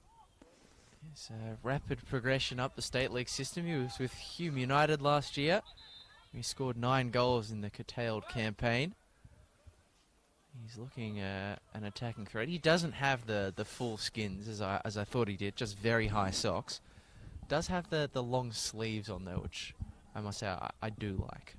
I'm surprised there's not more players with gloves out there tonight, There's Lockie. I feel like paucity, both of us here have got gloves in the commentary of position. gloved players this evening, which, yeah, you are right. It's good point. Great observation, And we've Steve. seen some good Not gloved figures in NPL Victoria. Xander Guy is probably one of my favourites at the moment. Oh, yeah. That rocks the And long sleeves and gloves. He's in pretty solid form at the moment as well. Didn't have the best day out against Avondale. That was a bit of a one-sided affair, but of course a brace the week prior for Xander Guy against Dandenong City. He's really, I think, as the season's gone on, developed into quite a solid player for St Albans. He took a bit of time to find his feet. I think he had some illness troubles as well, but last month or so he's been really solid. Well, here comes Doyle. He's going to try and outrun James Doyle. Still he goes Doyle. He goes to ground, and he puts his shot wide. Well, that moment there thrilled the crowd. And they deserve something to shout about, these travelling fans, and they just about had it there. Mongo Doyle. What an exciting player he is, an absolute excitement machine. And he really had James Doyle at full stretch there. Well, James Doyle is no slouch. He's a high-quality defender that was very close to an A-League contract just a few months ago. Yeah, well, he was in that Western United Academy squad for a very, very brief time before opting for the higher league and playing in the NPL with Green Gully, which I think many would make the case that that's a better standard for a young player to be playing your football at if you're not going to play week in, week out as the A-League, in the A-League rather. But yeah, what did I say about Mango Duel before?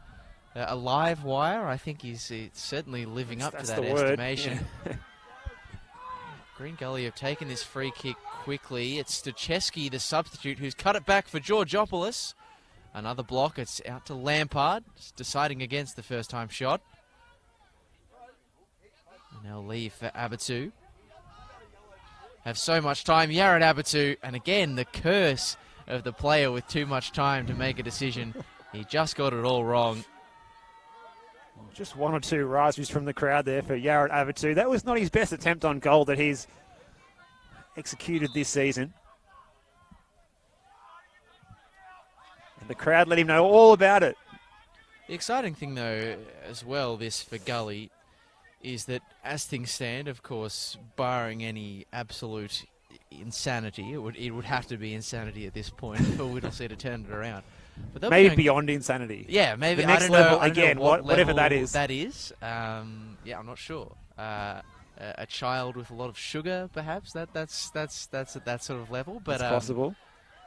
Gully are going to get through to the national rounds off the back of this result, of course. So that is a massively exciting thing. The amount they've invested into this squad, the amount of young talent that they've put at the forefront with their composition under Stephen Downs, that is a very exciting prospect for them to potentially be welcoming an interstate opponent or travelling interstate themselves. And we know that they have created some pretty good moments in previous years on the national there's stage. a team from Gully. Gosford that know all about that coming to Yeah. this venue. Indeed they do. But it's a good cup run they've had. They started out 6-0 against Nunawading City right here at this very venue. 3-0 against Fitzroy City at Kevin Bartlett Reserve, and then 4-0 against Doveton at George Andrews in the last match. And I think in that match as well, they were tied at 0-0 at half-time, and they had to come home with a wet sail with second half goals from Hope, Bernarda, and a double from Kamara, who is, well, he's the Cup's king so far for Green Gully. He's scored 5, as we mentioned earlier. Now, here's the substitute getting involved.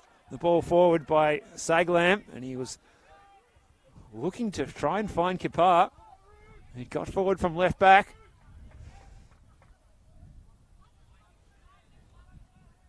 And if you have just tuned in and you're wondering what's going on, yes, Whittlesea United have been reduced to 9 men, and they're doing their best to match it against an NPL Victoria side with 2 less players. And they're only 2 goals down to their credit. Some good skill there from Mangor Duel, who's again wowing the crowds. And I can only imagine in State League 1 Northwest that they are drawing healthy crowds. They play their matches, or at least some of their matches, on Sunday afternoons, which is unusual. The next 2 matches they play in the league are both home games on Sunday afternoons at 3 o'clock, so something a little bit different. Now, Mamadi Kamara is growing in confidence, so much so that he's going to try his luck from distance. And it's the latest in a succession of shots to go flying over the back fencing at the southern end of Green Gully Reserve. Now, as we were saying, Sydenham Park is the opponent for Whittlesea United this weekend at Mosaic Reserve in Laylaw. And then the following week, another home game against Altona City. As we were saying, both of them Sunday afternoons at 3 o'clock. I hope, despite the fact they will have a few players missing for that game, that the performance tonight does give him a bit of confidence. That's a fizzing ball. It sits up for Georgopoulos. And he's had so many tries, so many bites at the cherry at that sort of thing this evening. And finally, Nick Georgopoulos from the edge of the box has come up trumps. And that was a fine finish from the youngster. Well, I like the way he took the first touch there. He could have played it out on the ground. He popped it up so he could basically volley that one home, and he pegged it into the back of the net so quickly that Gab Matai didn't really have a chance to react, as we've seen another yellow card shown. This time it looks like it's been shown to Emre Dasoglu, which will be for dissent again because, well, it had to be something he said after the goal was scored. But a first goal this season for Nick Georgopoulos, and we were talking about that just before. He wants to add more goals to his game, and, well, he's off the mark for the season, Lockie. Yeah, off the mark for the season, and doing so in some style indeed. Jeez, he hit that well. That is about as well, the phrase "start as you mean to go on." Well, if that's his goal scoring starting, hopefully he goes on very well in that vein. As we see Whittlesea United make a sub. Abdu Bakir Kapar, the left back, who's covered some distance tonight. I'm sure that State League 1 clubs, I think some do actually use GPS data. I'm not sure if Whittlesea United's one of them, but if they track his progress tonight, he would have covered more distance than anyone in the red and white. Lampard trying to play it into the corner for Stefan Stoicheski. Good to see the Green Gully youngster getting an opportunity tonight off the bench.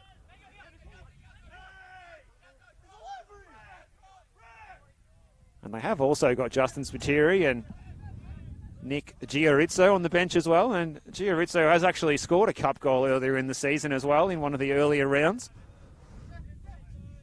So a really good opportunity to get the young players some minutes in senior football.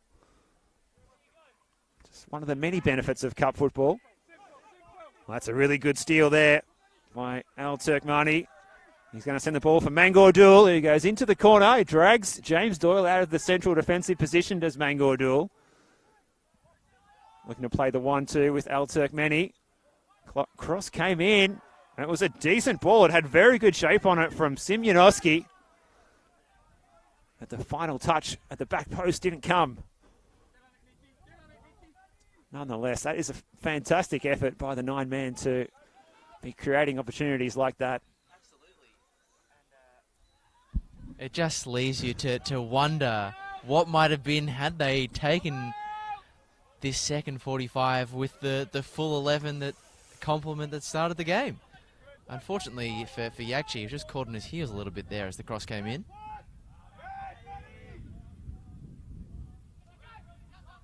Oh, Kamara is having a couple of words there with Simyonoski. And Simyonoski, I think he actually gets a stat for a header while he was lying on the ground in that passage of play as well. Phil Jones spec. And it's played in. And again, good work there. Good body positioning by the substitute, Ridvan Saglam.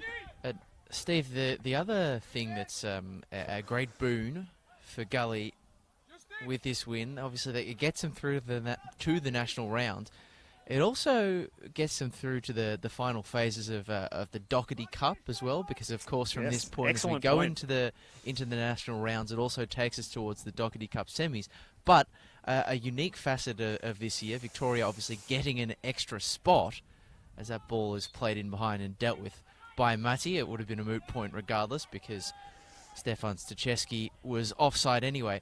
But because of the 5 teams getting national round spots this season, that sort of messes around with the usual Final Four from Victoria there in the Doherty Cup semis. So I understand that what the situation is going to be now is there's going to be a ball draw of the 5 teams that are remaining.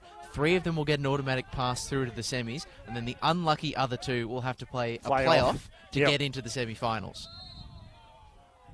So we don't know where Green Gully is going to fall on that end of the spectrum, but it does put them in the Doherty Cup in some capacity regardless. Absolutely. I was looking at those numbers today when I saw that there was 5 ties in this round. 5 doesn't usually go not a multiple of 4. Well, we're going to see Stephen Downs go to his bench now. And a chance for a couple more youngsters. Justin Spiteri, who got a chance off the bench recently against Altona Magic a couple of weeks ago. So he enters the field of play. And that man we mentioned who's already scored in this cup competition, Nick Giorizzo. He's going to come on into the centre of the park. And he's not the tallest figure out there, but he certainly packs some punch from what I hear. And now we do get a good chance for Gully to blood a few youngsters. One of them has picked up the ball here, and it's Stachewski. It's a big sliding challenge, but the throw's going to go the way of Gully. Spiteri takes. He's told to wait, but he takes it anyway. Avatu. A youthful enthusiasm. Giorizzo playing it back. Now Fletcher's going to look for the cross. Cleared away again by that Whittlesea United defence. Now Walker. I feel like we haven't said his name for quite a while. Graham for Brooks. Sets him a task. And a good bit of defending by the substitute there, Kadir Yagsi. He's doing his utmost at left back to keep out the Cavaliers.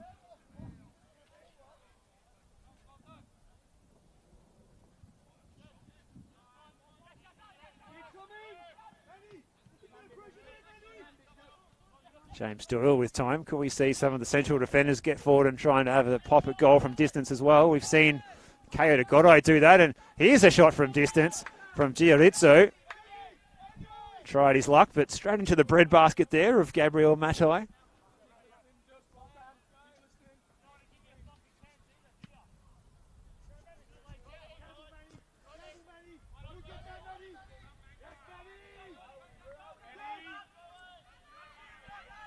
Not only are we, and hopefully the viewers at home, loving what we're seeing from Mango Duel, but the bench is loving his enthusiasm and his press work as well. He's got the ball here. Playing it short for El Turkmani. Yeah, every time there's even a half chance of him getting the ball, he is going full pelt. Back on it here, Duel. You just can't help but wonder, Steve, whether people will be paying attention to him. Is trying to open up the angle for the shot and missing at the near post on that occasion, Emre Desoglu. But it is one of those moments. You can sign players of very limited sample size. I wonder if there's any NPL Victoria or maybe even NPL 2-3 coaches that are watching and saying, I like what I'm seeing from that Mango Duel. Yeah, well, I wouldn't be surprised if there's players, coaches, should I say, going out and scouts going out to keep maybe tabs. Players recommending to their coaches. Absolutely, and there'll be, I think people will be keeping tabs on the progress of Mango Duel this season in State League 1 because he looks a prospect, and if you're going to have to play with 9 players, as you are in this situation here, which you hope is not too frequently, he's probably a pretty good asset to have out there. He's doing the running of at least a couple of forwards at the moment, is Mango Duel. He's got himself 2 goals in the league this season, as well as 3 in the cup, so a 5-goal return. Here's Ethan Brooks looking to get himself a goal, and at the back post it is Matthew Fletcher, who scores from 1 yard out to make it 3-0. And the assist was laid on perfectly by Ethan Brooks. Whittlesea United are not happy, but the score goes on to 3-0. I think there might have been a red card as well there in the aftermath, Steve. One of the defenders on the turf, so that would put Whittlesea down to 8. Matthew Fletcher, what were we saying? He can play anywhere across the front three. He's been playing as an attacking midfielder tonight. It doesn't matter where you put him. This guy just scores goals. He knows where the goals are, Matthew Fletcher, and it's good to see him back on the score sheet for Green Gully. And by my records, that's his first goal of the season in either competition as well.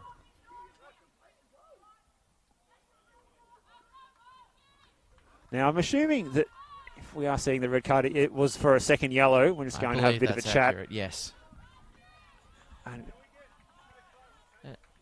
we might have a problem here because Pascal Osnatis and his 4th official has had enough.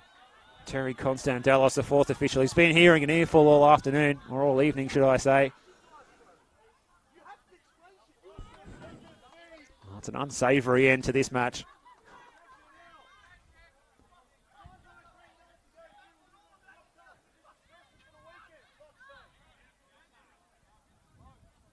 Yeah, and that's the real sort of disappointment here. That the bench trying to plead their case that, you know, is that really the time to be dishing out a red card or a second yellow to a player? But if it's, look, if you're playing by the book, you've got to judge all decisions regardless of their context. And Pascal Osnatis had to send off one of the players on the coach's bench, as we see Bucky Fa head into the dressing room. He was. Well, I haven't seen a red card and a dressing gown before.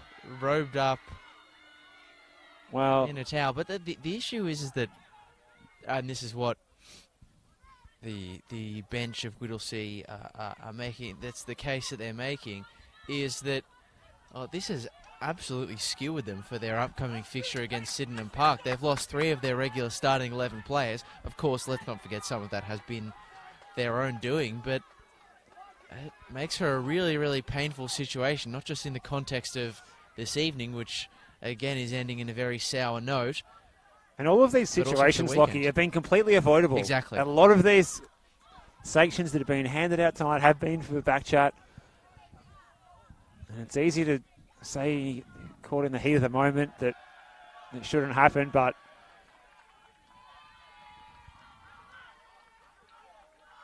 well, we're seeing the coach is doing his excursion off into the crowd, and he's turned his dismissal into a lap of honour, it seems, in front of the home fans, as he's now scaled the fence, Lobbed and the fence. we're going to be okay to continue. We're going to have a bit of time added on here, I think. I assume Terry Constandalis is counting this. Not that it will matter for too much, because what matters is that Green Gully is going to go through, and perhaps he can even consider scratching some of that injury time. Yeah, I honestly think it might be the wise course of action here. The game is wrapped up. They've got 8 men. I mean, look, presuming there would be probably 4 or 5 minutes of stoppage added on, it could turn into something resembling a cricket score quite quickly if it wasn't just called at the full-time whistle. But we'll see what happens. Well, here's Brooks for Georgopoulos. Brooks continuing his run, and good defence again by the 8 men of Whittlesea United. Does that sound right? 8 men?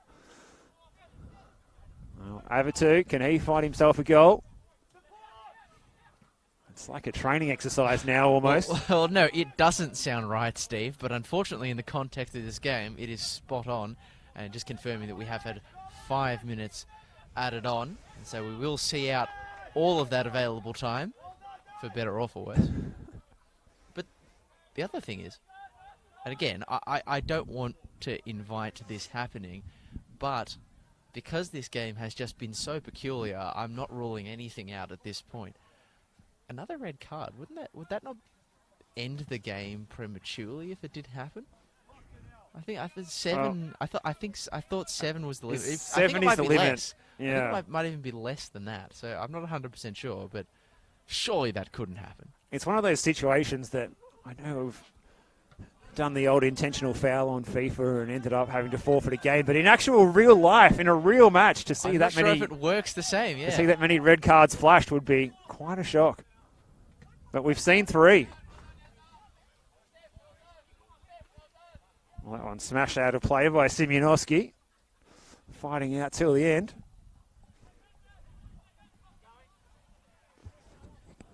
Got no spare ball on the sideline, so one of the spectators behind us is off to fetch the ball as we wait for the whistle to go for full time.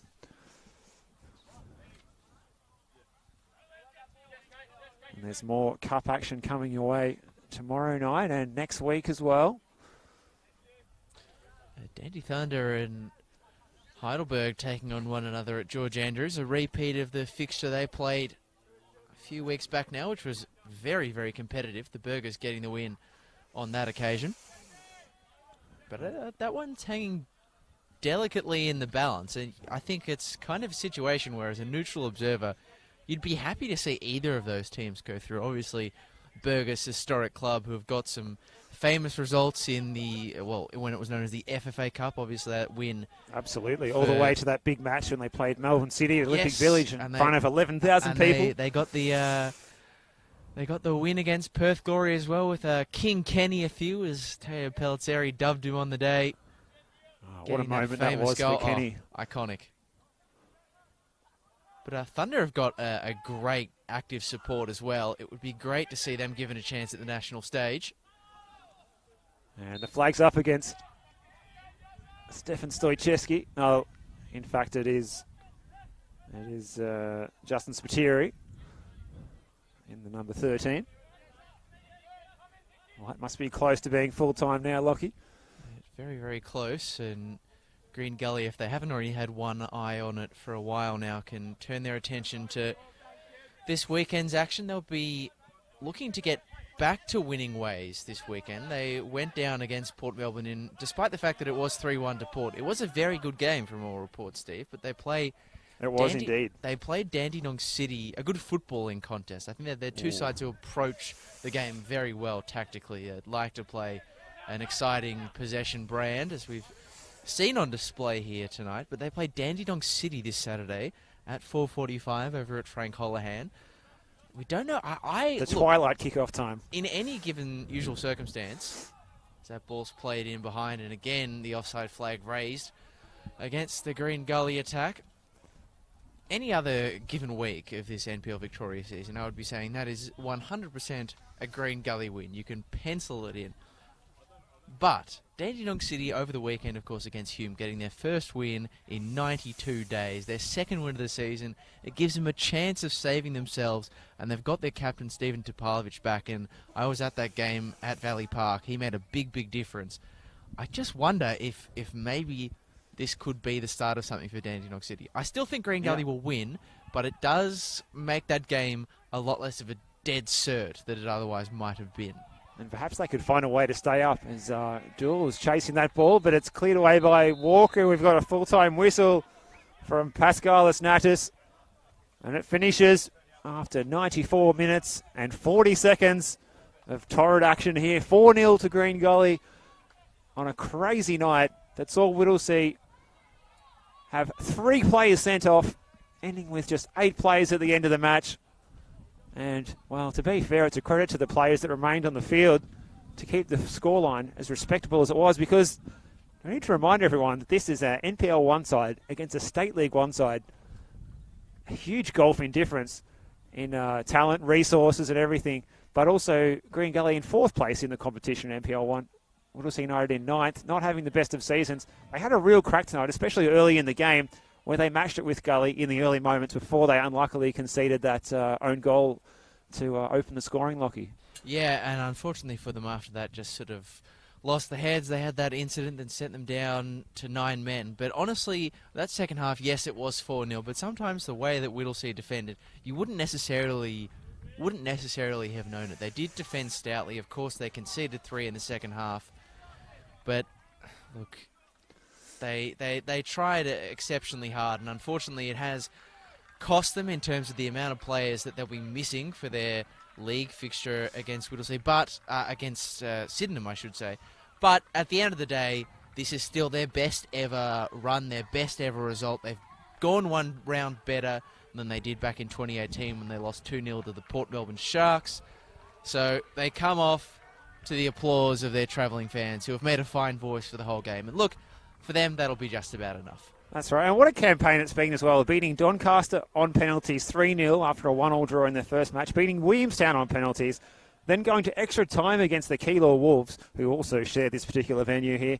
Winning that one in extra time with a couple of late goals, including one to our man Dool, who had a great effort off the bench tonight. And then 4-0 against Upfield, a really comprehensive win against the State League 2 side. They go out tonight, but they should be proud of a great cup run, and hopefully for their sake it can give them some confidence in the league competition going forward in State League 1. But it is time to wrap up, Lockie, and thanks. It's been a pleasure to work alongside you tonight and bring everyone this broadcast on NPL TV and the Football Victoria socials, both Facebook and YouTube. And if you joined in, we hope that you enjoyed it and you enjoyed chiming in with the comments as well. We do appreciate that as well. Mateo behind the camera, thank you for your work again tonight. But Lockie, I think it is time to sign off from Green Gully Reserve again, where that score is Green Gully 4, Whittlesea United 0. Goals to Nick Georgopoulos, Matthew Fletcher, Noel Bernarda and an own goal, sealing the deal and Green Gully's progression through to the Cup. We wish you a good night from Green Gully Reserve and thank you for your company. Good night.